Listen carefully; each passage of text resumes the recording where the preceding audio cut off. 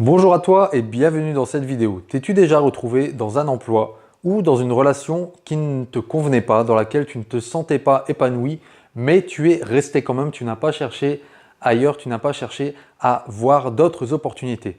Eh bien, il se peut que cela soit lié à ce que l'on appelle la peur de l'échec et c'est de cela dont je vais te parler aujourd'hui.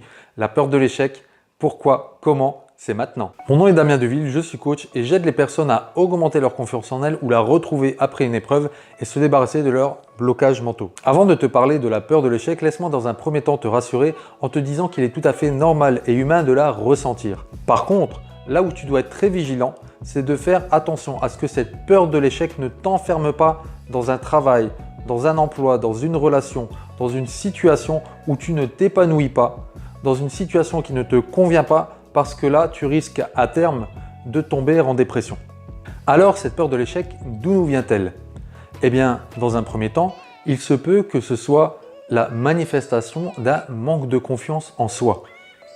En effet, si je n'ai pas assez confiance en moi, je ne me sens pas capable de relever les défis et donc je ne vais pas tester, essayer, me lancer dans un projet, dans quelque chose parce que je pense et j'estime que de toute façon, dans tous les cas, j'échouerai.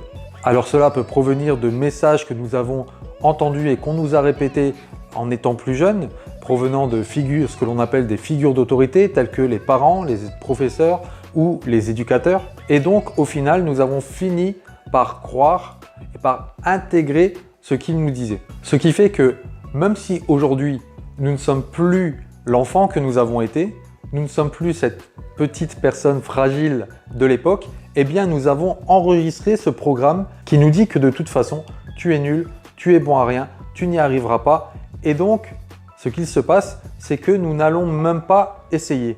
Nous allons rester dans une situation qui ne nous satisfait pas, qui ne nous correspond pas, dans laquelle on ne s'épanouit pas. On va rester avec quelqu'un que l'on n'aime pas forcément. Pourquoi? Parce que l'on a peur d'échouer. Cela peut également provenir de nos expériences passées. Par exemple, si j'ai vécu une, deux ou trois aventures, trois relations avec quelqu'un et qu'à chaque fois on m'a trompé ou trahi, eh bien forcément la fois suivante, je vais avoir peur que la même chose se répète. C'est pour cela que je préfère rester avec quelqu'un qui ne me convient pas, mais qui m'apporte une certaine sécurité et rester dans ce que l'on appelle la zone de confort. Je n'aime pas trop ce terme, à vrai dire, parce qu'en fait, il n'y a rien de plus inconfortable que la zone de confort. Le seul confort qu'en fait cette chose nous apporte, c'est une sécurité. Donc ce n'est pas réellement une zone de confort parce que l'on n'est pas bien dedans, on n'est pas bien dans ce travail, on n'est pas bien avec cette personne, on n'est pas bien dans cette relation, mais au moins on est en sécurité. C'est ce qui va expliquer par exemple qu'une personne reste dans un emploi dans lequel elle ne se sent pas bien, alors qu'elle a peut-être le capital, l'argent, les connaissances, le réseau et l'idée qui lui permettrait d'ouvrir une entreprise, mais cela lui fait tellement peur, elle a tellement peur d'échouer qu'elle préfère rester dans ce travail qui ne lui plaît pas. Pourquoi? Parce qu'au moins il lui apporte la sécurité, au moins elle sait à quoi s'attendre.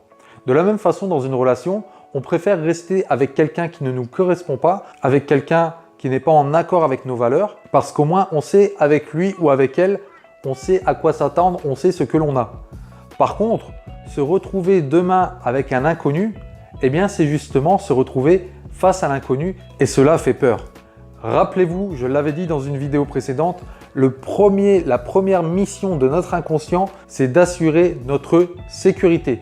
Et comment va-t-on assurer notre sécurité? Eh bien tout simplement en n'essayant pas. Parce que si je n'essaie pas, je ne prends pas le risque d'échouer.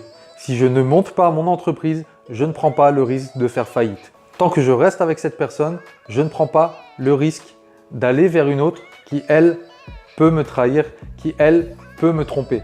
Cette personne avec laquelle je suis ne me convient pas, mais au moins elle ne me trahit pas, au moins elle ne me déçoit pas parce que je sais avec elle à quoi m'attendre. Pour ne jamais échouer, on va ne jamais essayer.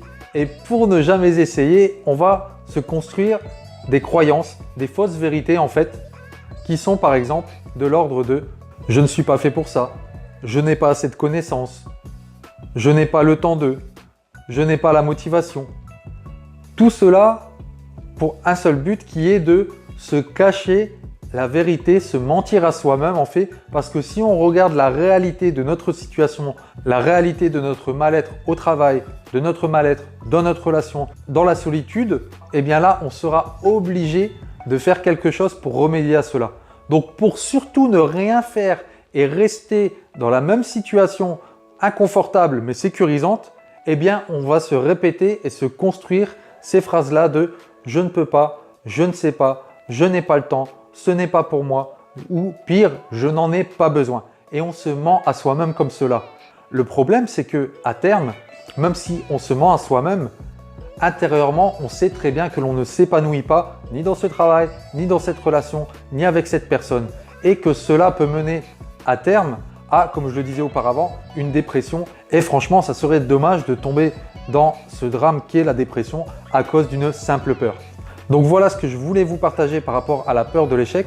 Si vous avez aimé cette vidéo, mettez-moi un like pour m'encourager à vous donner encore plus de contenu. Si ce que je vous ai dit vous a ouvert les yeux sur le fait que ce travail, cette personne, cette relation n'est pas faite pour vous et que tout ce qui vous retient, c'est votre peur de l'échec, mais que vous ne savez pas comment vous en défaire, j'offre actuellement des sessions diagnostiques 100% gratuites par téléphone de façon à vous permettre de m'exposer votre situation et que je vois avec vous comment je peux vous aider. Pour réserver la vôtre, c'est très simple. Cliquez sur le lien en bas dans la description et je vous rappellerai. D'ici là, faites en sorte que votre vie et celle de ceux qui vous entourent soient plus belles et à très bientôt sur Coach Damien Deville. Bye bye.